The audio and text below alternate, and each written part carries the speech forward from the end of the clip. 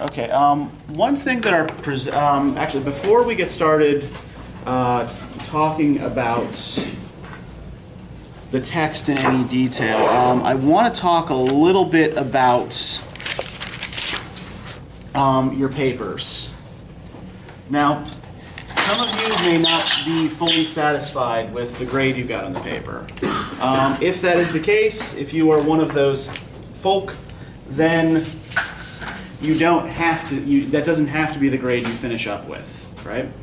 I will give you guys a chance to revise the paper if you so choose. So they will be due 1 week from today. So that'll be the 25th, right?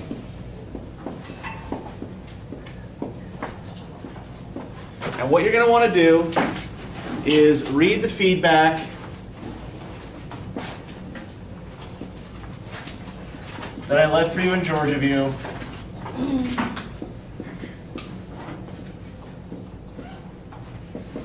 And revise the paper accordingly.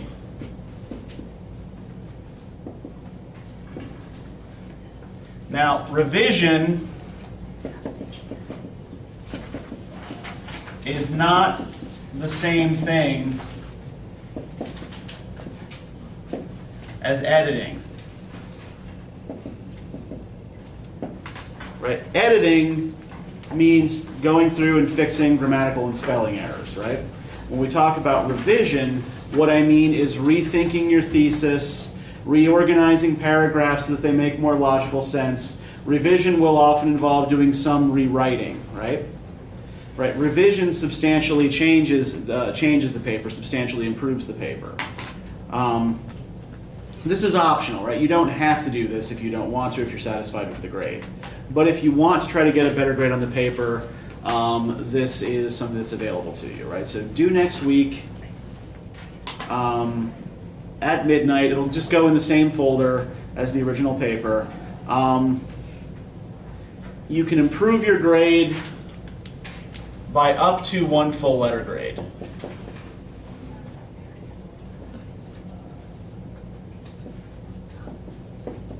So if you have a B, you can work your way up to an A, right? If you have a C, you can work your way up to a B, so on and so forth. I don't guarantee a full letter grade's improvement. It'll depend on how good your revisions are.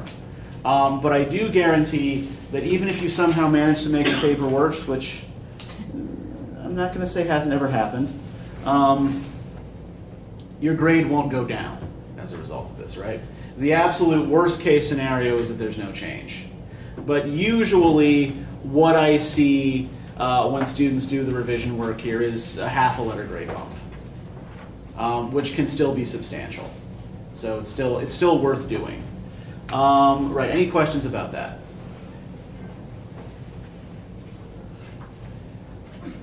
All right, then let's talk a little bit about the 1001 Nights. How'd this go for you overall? It's pretty interesting story. What's that? It's pretty interesting. Okay, what's so interesting about it? It's just how she keeps him interested in the stories and not thinking, well, coming into this story, I'm not going to the next one. It was just weird, like, because he kept his promise that he was going to kill every girl he slept with after each night, and then this girl comes in who's, I guess because she was more educated than the other girl. Okay, yeah, yes. It does note that she is comparatively well educated, yes. That's what kept me interested in it. Yeah. Well, and I think that the real purpose of the frame story, right, is not so much to be a story in and of itself, but to provide a framework for collecting all of these disparate tales from a variety of mostly Asian and North African cultural traditions, right? There are stories in this collection that are, some of them are Arabic folk tales, some of them are Indian, some of them are Chinese. Most are actually of Persian origin. We can actually see that in the names of the characters in the frame story, right? We have Shahryar,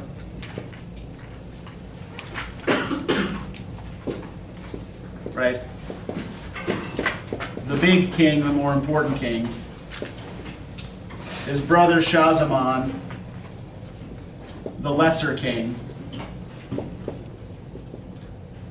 And Shahrayar's eventual wife, Shahrazad, the storyteller. Now Shah, the prefix in all three of their names, is a Persian word that means king. So the frame story itself is probably of Persian origin rather than Arabic origin.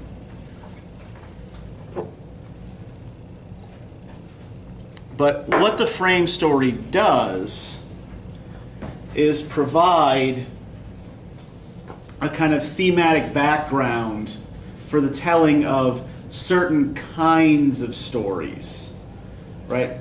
The content of the stories in the collection usually relates back to the frame story in some way.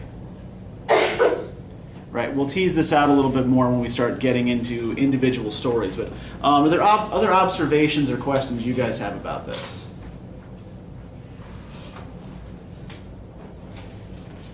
Anything else that particularly interested or confused you? Yeah, Kaylin. Throughout the story, I kept saying 10 years, 10 days. Did the number 10 have any importance? I kept noticing it repeating over.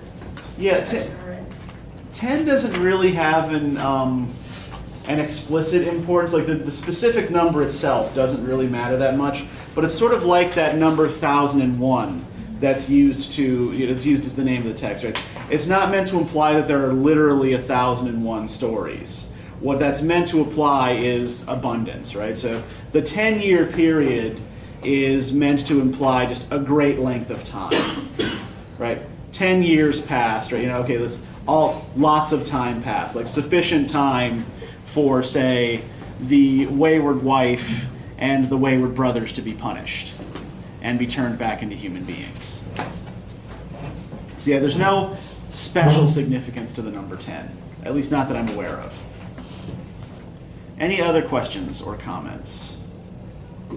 There's a lot of similarities to Metamorphosis. Okay, yeah, you want to elaborate on that a little bit? Where do you see similarities to Metamorphoses?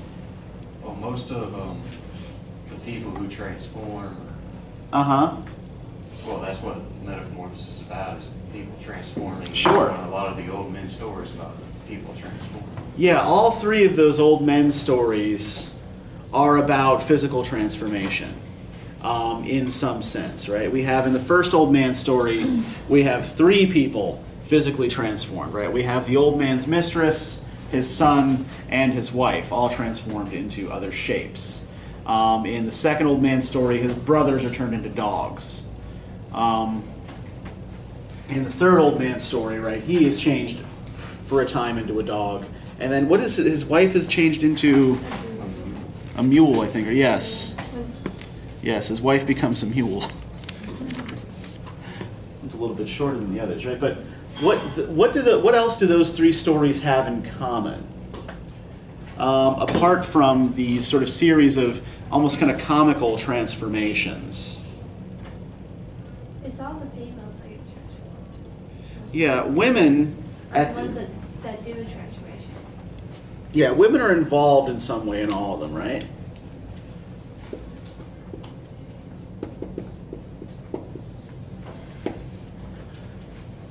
In this kind of transformation magic. Now, when the shepherd's daughter turns the son back into a human being, do you notice anything about the wording of her spell to change the boy back? If we look on page 572. Right?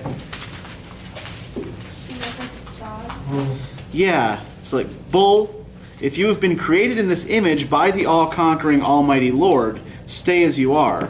But if you have been treacherously put under a spell, change back to your human form by the will of God, creator of the wide world. Now, can we relate this back to one of the core Islamic beliefs we talked about when we discussed the Quran? That only, like, God has the power, and like should be the one who has the power to do stuff like this. Like, or it only happens if he lets it happen. Yeah. There's no such thing as luck, there's no such thing as fortune, right? Everything happens because God wills it to happen or allows it to happen. So, what this particular instance of magic is, what she's questioning, right? What the shepherd's daughter is questioning is whether this bull is in some way, is the existence of this bull against God's will in some way, right? Has this person been tampered with by malign forces? And if so, change him back to what God wants or intends him to be. So, who put him in this form?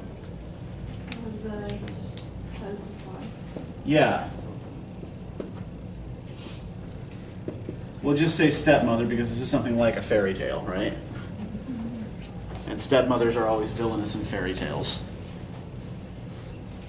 So, she's the one who put him here. The shepherd's daughter gets him out of this predicament. So we have the evil work done by a bad woman undone by a good woman. Can we relate this back to the frame story in some way? Because, like, the whole reason why he goes on this, like, wild tangent of I'm going to kill every woman who I sleep with and take as a wife is because his original one, like, cheated on him. Slept around. Yeah, and the new wife, she Shahrazad. Right. She's, like, the good woman who's trying to fix him. Yeah. And let's kind of take this back to these two kings, to Shahryar and Shahzaman, right? Do they seem to be extracting the right lesson from their experiences? No. Yeah, murder every woman in the kingdom after having sex with her is probably not. Yeah, that's not the best way to. We killed every woman except for two. That's what it sounds like, right? I mean, where is he going to start finding other wives? Yeah. They say he kills every woman except for the Vizier's daughters. Yeah, Shahrazad and Dinarzad are about all that's left. Yeah.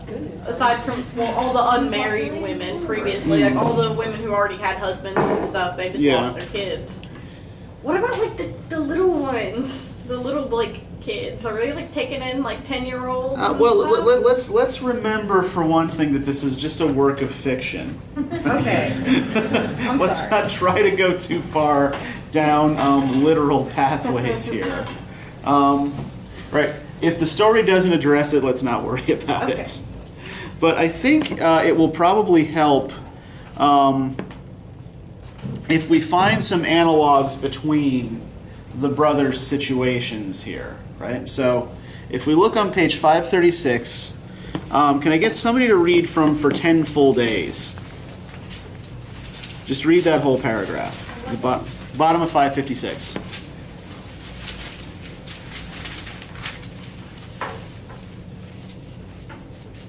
For 10 full days he prepared himself for the journey. Then he appointed a chamberlain in his place, and left the city to spend the night in his tent, near the Ba'izir. At midnight he returned to his palace in the city to bid his wife goodbye. But when he entered the palace, he found his wife lying in the arms of one of the kitchen boys. When he saw them, the world turned dark before his eyes, and shaking his head, he said to himself, I am still here, and this is what she has done when I was barely outside the city. How will it be, and what will happen behind my back when I go to visit my brother in India? No, women are not to be trusted. He got exceedingly angry, adding, By God, I am king and sovereign in Samarkand, yet my wife has betrayed me and has inflicted this on me. As his anger boiled, he drew his sword and struck both his wife and the cook. Then he dragged them by the heels and threw them from the top of the palace to the trench below. He then left the city and going to the vizier, ordered that they depart that very hour. The drum was struck, and they set out on their journey, while Shah-Zaman's heart was on fire because of what his wife had done to him, and how she had betrayed him with some cook, some kitchen boy. They journeyed hurriedly, day and night, through deserts and wilds, until they reached the land of King Shahryar, who had gone out to receive them. Okay, thank you. So, is Shah-Zaman's rage here provoked simply by his wife's infidelity? No. What else matters? It was a cook. She was a cook, and she didn't even wait for him to be out of the city. Yeah. Yeah, it's the thing that really continues to rankle him, right, is the lowly status of his wife's lover, right? What bothers him the most is that his wife was consorting with a slave. Yes? This is India, right? So they would have the caste system at this time. This is a sort of fantasy version of India. So don't try to. Yeah, I would say it's taking place in India, right? But it's taking place, like, it's a story that's being told by Islamic storytellers, right? By Arabic or Persian storytellers. So India is just sort of, it's probably where some of the stories came from, but it's also a place that for them is far enough away that it becomes sort of exotic, right? Oh. Okay, I was just wondering if, like, the reason why he was so mad is because of, like, the caste system and, you know, the untouchables and. Well, even without a strict hierarchical caste system, particularly if we're talking about a sort of monarchical culture, right? Class status matters a lot, and for a rich woman to be cavorting with a kitchen boy, right? To Shah-Zaman, right? This would indicate his wife sort of lowering herself, polluting herself, right? Now, let's look ahead a little bit to what happens in Shahryar's garden. Can I get somebody to read the paragraph that starts at the bottom of page 557, after his brother's departure? After his brother's departure, Thank you. Shah-Zaman stayed in the palace, and from the window overlooking the garden, watched the birds and trees as he thought of his wife and what she had done to him, and sighed in sorrow. While he agonized over his misfortune, gazing at the heavens and turning a distracted eye on the garden, the private gate of his brother's palace opened, and there emerged, strutting like a dark-eyed deer, the lady, his brother's wife, with 20 slave girls, 10 white and 10 black. While Shah-Zaman looked at them without being seen, they continued to walk until they stopped below his window, without looking in his direction, thinking that he had gone to the hunt with his brother. Then they sat down, took off their clothes, and suddenly there were 10 slave girls and 10 black slaves dressed in the same clothes as the girls. Then the 10 black slaves mounted the 10 girls, while the lady called Mazood, and then a black slave jumped from the tree to the ground, rushed to her, and raising her legs went between her thighs and made love to her. Mazood topped the lady, while the 10 slaves topped the 10 girls, and they carried on till noon. When they were done with their business, they got up and washed themselves. Then the 10 slaves put on the same clothes again, mingled with the girls, and once more there appeared to be 20 slave girls. Mazood himself jumped over the garden wall and disappeared, while the slave girls and the lady sauntered to the private gate, went in, and locking the gate behind them, went their way. Okay, so what's similar about the situation here? The wife is lowering herself. Yeah, and because Shahryar is a bigger and more important king than his younger brother, right? It's happening on a bigger level, right? His wife and all of his concubines are having affairs with slaves who are living in the palace, right? So Shah-Zaman realizes that his situation is not so singular, right? I am not the only person to whom this misfortune has fallen. And he starts to feel better, tells his brother about it. Now, let's look ahead from these two situations to the third, the appearance of the demon's wife, right? where does the demon keep his wife? Yeah, in a glass chest, right? If you look on page 560, right? The sea parted and there emerged a black pillar that, as it swayed forward, got taller and taller until it touched the clouds. Shahryar and Shahzaman were petrified. Then they ran in terror and, climbing a very tall tree, sat hiding in its foliage. When they looked again, they saw the black pillar was cleaving the sea, wading in the water toward the green meadow until it touched the shore. When they looked again, they saw that it was a black demon carrying on his head a large glass chest with 4 steel locks. He came out, walked into the meadow, and where should he stop but under the very tree where the 2 kings were hiding? The demon sat down and placed the glass chest on the ground. He took out 4 keys and, opening the locks of the chest, pulled out a full-grown woman. She had a beautiful figure and a face like the full moon and a lovely smile. He took her out, laid her under the tree, and looked at her, saying, "Mistress of all noble women, you whom I carried away on your wedding night, I would like to sleep a little." Then he placed his head on the young woman's lap, stretched his legs to the sea, sank into sleep, and began to snore. And then we all know what she commands the brothers to do, right? Either that or I will wake up my demon husband and he will kill you. Now, do we notice, particularly between Shahryar's wife and concubines and the demon's wife, a similarity in situation?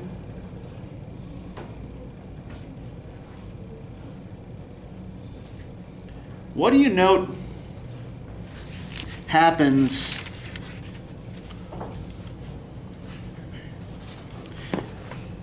when...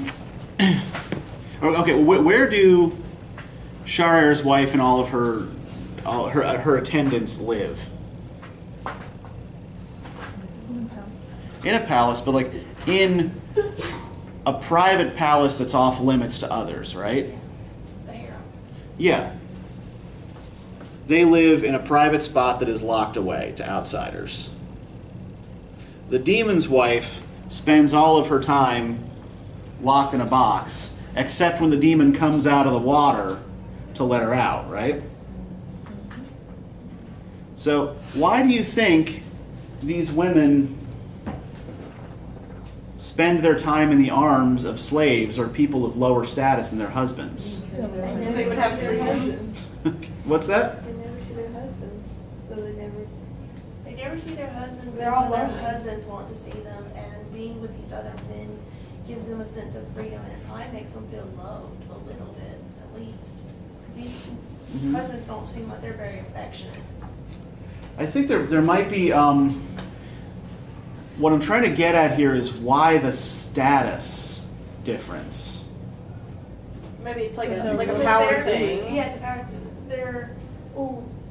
They're high up, but they're lower than their husbands, but they're higher than the men they sleep with. Okay. So And- they and- have had more children, say. and he finds out like his children could not be his biological children; they could be bastards, basically.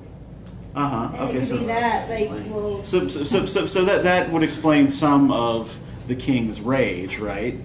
That, you know, he may end up raising children that are not biologically his own. But I think what matters is, like, does Shahryar's wife, for example, treat Masood like he's inferior to her? He calls her. Yeah, he's, you know, what do you want, you slut, right? You know, he speaks to her like he has power over her, right? Yeah. He comes when she calls, but he's insulting, and, you know, she lies back and puts him in charge, right? So why slaves? Why are they... They're willing to do it. Well, you would think that the king's slaves would be terrified of defying his will, right? But these women are also like the mistress of the palace. They're in control of the domestic side of it. So when they call the cook boy or Masood, that's technically their boss is calling them. Brandon Masood bosses her around and insults her. But if he doesn't come when she calls, she could make up a lie and say, Masood raped me or he beat me or something Right. like that. Kind of like, you know, with Joseph's story in the Okay. Bible. So yeah, they right, could be libeled, right? What if we think about this in terms of what Shahryar's response to his discovery is, and Shahzaman's response? What do they do the moment they find out their wives have been unfaithful. Kill him. Extreme violence, right? Yes. That is the first thing that pops into their head, right? Kill the offender. And throw the body in the ditch.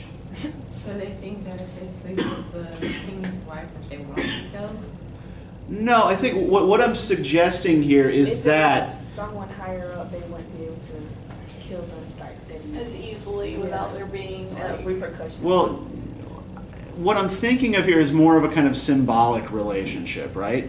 That the women are living very, very prescribed lives, right? In a very small space with husbands who can pretty much do whatever the hell they want, can decide to do what they want at any time, and who have no problem with ruling with an iron fist, right? So they are drawn to the slaves because they are in an analogous position, right?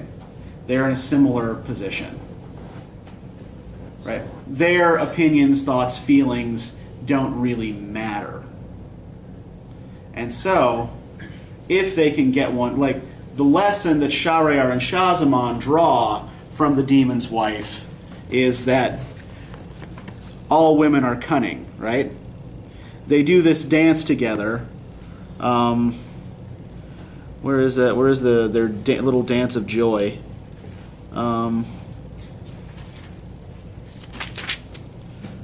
Right on page 561. When Shahryar and Shahzaman heard what the young woman said, they were greatly amazed, danced with joy, and said, O God, there is no power and no strength, save in God the Almighty, the Magnificent. Great is woman's cunning. So what we have here is actually like, there's this weird kind of irreverent version of the Shahada, right? That ends with, instead of Muhammad as his messenger, right? Great is woman's cunning. So what they learn from this is not, hey, maybe the demon shouldn't go around abducting women and putting them in boxes. What they learn from this is that women are cunning and will get around any obstacle you try to place in front of them. Like the vizier's daughter avoiding being killed. How so? Well, it says, great is women's cunning. Yeah. Well, she's had all these women before be killed, Yeah. and to get out of being killed, she tags them along a little bit. Sure. Oh, it's late. I'll tell you the rest of the story tomorrow night. But she. And then she'll start a new story over, and this goes on for 1,001 nights. So yeah, her cunning is great, right? So this isn't necessarily untrue, at least in as far as the story is concerned. But remember, she volunteers for this, right? She insists on being married to the king. Yeah, the other women didn't. Yeah, she goes voluntarily. And is her purpose simply her own survival? No. Yeah, this is why she keeps telling stories like those of the stepmother, the bad woman being punished, and the shepherd's daughter, the good woman, reversing the damage, right? This all comes back to sort of teaching Shahryar that not all women are out to get him, not all women are out to get men, and that the psychic damage that has been done by one bad woman can be fixed mostly through the work of a good woman. Now,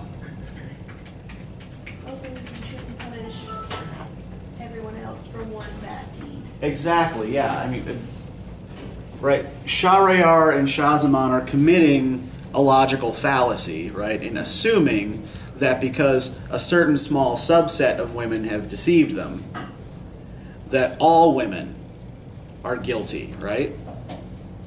And so, There's good ones. It only takes one to ruin it for everybody else. especially when the person you've pissed off has the authority to have anyone he wants beheaded, right? Now, when we look at the stories that the vizier tells about the donkey and the ox, the merchant and his wife, he's trying to dissuade his daughter from taking on this burden, right? So, how does the story of the merchant and his wife end? Right? What does the merchant's wife want? Yeah, she wants to know the secret speech of the animals, right? But what happens to him if he reveals the secret speech of the animals? He dies. And he tells her this, right? And she says, I don't care. I want to know what you said. I want to know why you were laughing. And so, how does the merchant resolve this problem? Beating her. Yeah, he throws her into a room, locks the door, and beats her mercilessly, right? You would think that just making up a lie would just been easier, but Well, but the, you know, Yeah, you- with the rooster. well, yeah, there is the rooster to consider, yes, but the point here, right, is the vizier is trying to make a point to his daughter, right? He's trying to dissuade her from making her way up to Shahryar's bed, which no one survives in very long. But he's making his point in the same way Shahryar makes his point, right? Management through extreme violence. Right? The only way to keep people in line is to make them afraid. The only way to keep people in line is to make them hurt. And what the stories of the three old men show is that there are other ways to manage people, right? There are other ways to govern. There are other ways to deal with problematic individuals that don't involve beating them half to death or chopping their heads off. So, if we look at the story of the first night, the story of the merchant and the demon, right, on page 566, right, it is said, O wise and happy king, that once there was a prosperous merchant who had abundant wealth and investments and commitments in every country. He had many women and children and kept many servants and slaves. One day, having resolved to visit another country, he took provisions, filling his saddlebag with loaves of bread and with dates, mounted his horse, and set out on his journey. For many days and nights he journeyed under God's care until he reached his destination. When he finished his business, he turned back to his home and family. He journeyed for 3 days, and on the 4th day, chancing to come to an orchard, went in to avoid the heat and shade himself from the sun of the open country. He came to a spring under a walnut tree and, tying his horse, sat by the spring, pulled out from the saddlebag some loaves of bread and a handful of dates, and began to eat, throwing the date pits right and left until he had had enough. Then he got up, performed his ablutions, and performed his prayers. But hardly had he finished when he saw an old demon, with sword in hand, standing with his feet on the ground and his head in the clouds.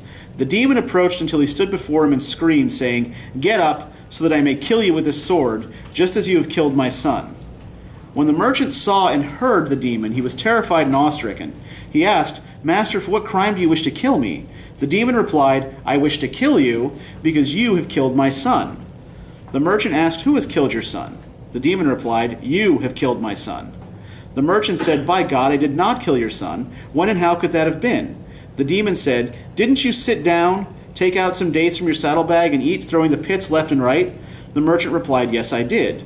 The demon said, You killed my son, for as you were throwing the stones right and left, my son happened to be walking by and was struck and killed by one of them, and I must now kill you. So,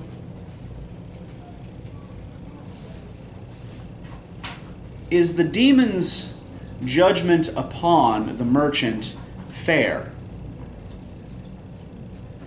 Did the merchant have any way of knowing that he was doing any harm to the demon or his family? And, you know, if your son can be killed by a stray date pit, you know, yeah, they're kind of tiny, right? They're kind of tiny and not all that sturdy. Yeah, so must be a really, really soft skull there. But yeah, so the merchant had no intention of offending the demon, didn't even know the son was there, has committed an accidental crime. And the demon has appeared before him waving a sword saying, all right, now I have to kill you. So what Shahrazad is setting up in her story here, right, is an analogy to what Shahryar has been doing to all of the women in the kingdom, right? Because some women have offended him, he's taking his rage out on people who did nothing, right? He's taking his rage out on people who never did him any harm. And each of the three old men's stories presents a kind of alternative solution, right? So we talked about the first old man story. Let's talk about the second old man story with the two dogs.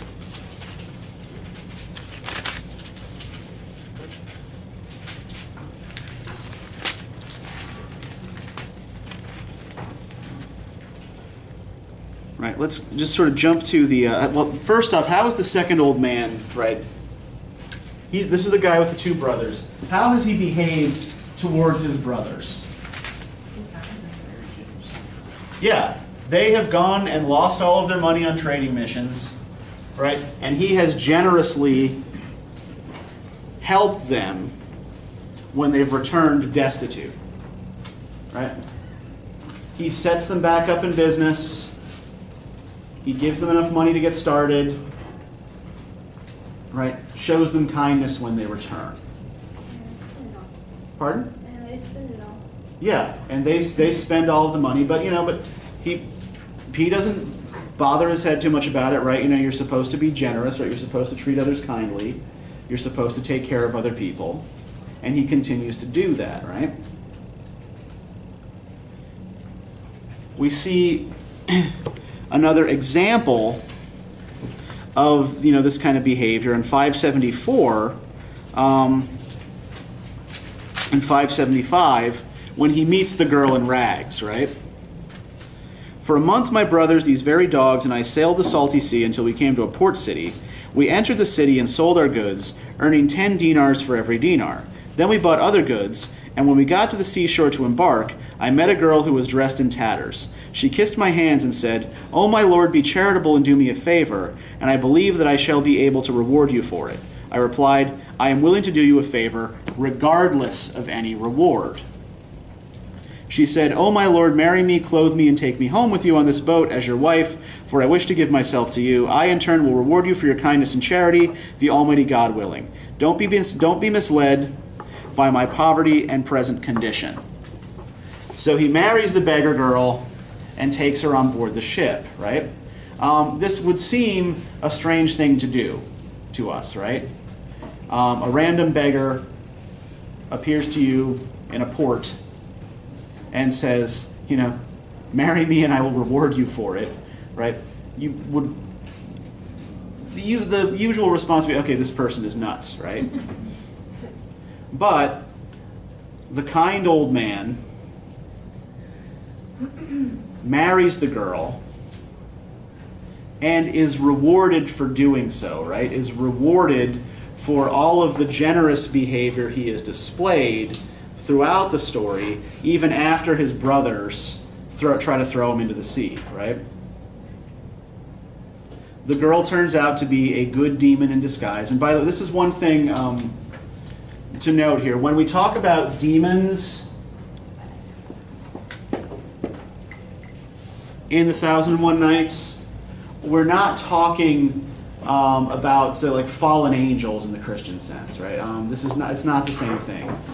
Demon is just the way this particular translator translates the word jinn, the Arabic word jinn. But does demon just stand for like any supernatural being? No, jinn is a specific kind of supernatural being. What we're talking about, or essentially, we would call, it's usually anglicized as genie. Oh, okay.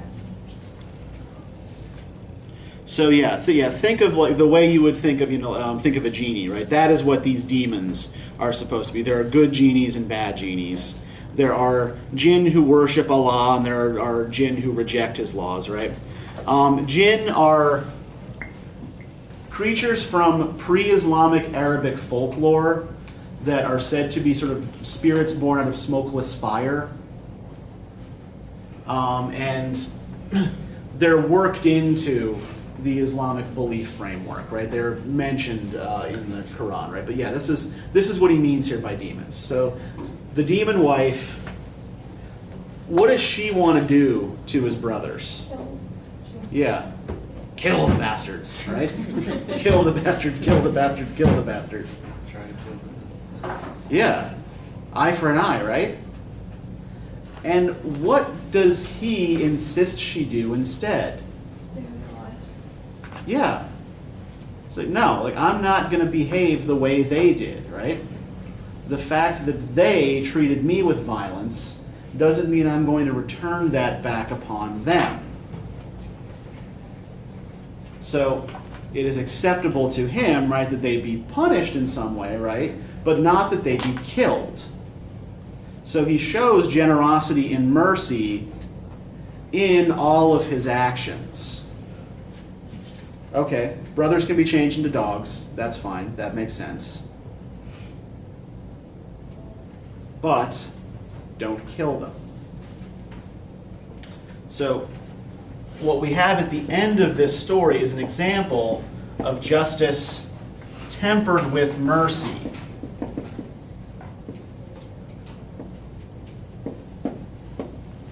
We do have, a good woman helping a man who deserves it, but he's showing through his actions that he deserves it, right? That he is worthy of her attentions, that he's worthy of her interventions.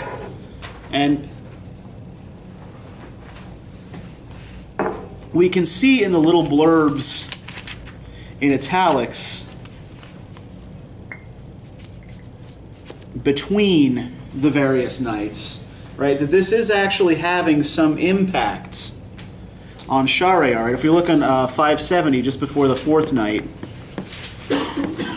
right, the king was all curiosity to hear the rest of the story and said to himself, "By God, I will not have her put to death until I hear the rest of the story and find out what happened to the merchant with the demon. Then I will have her put to death the next morning, as I did with the others." Then he went out to attend to the affairs of his kingdom. And when he saw Shahrazad's father, he treated him kindly and showed him favors, and the vizier was amazed, right? So he's actually being nicer to people now as he's hearing these stories, right? He's paying more attention to the affairs of his kingdom and the people who are running it for him. So this is the theme that I want you to sort of carry forth as you look at the remaining stories that we've got here.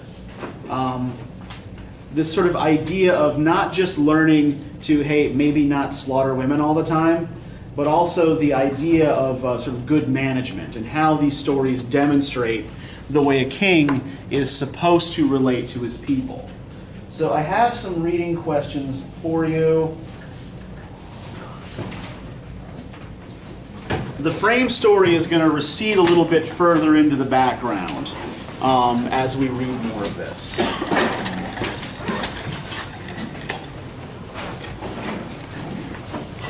But I hope that the weirdness of the singing fishes will make up for that in some way.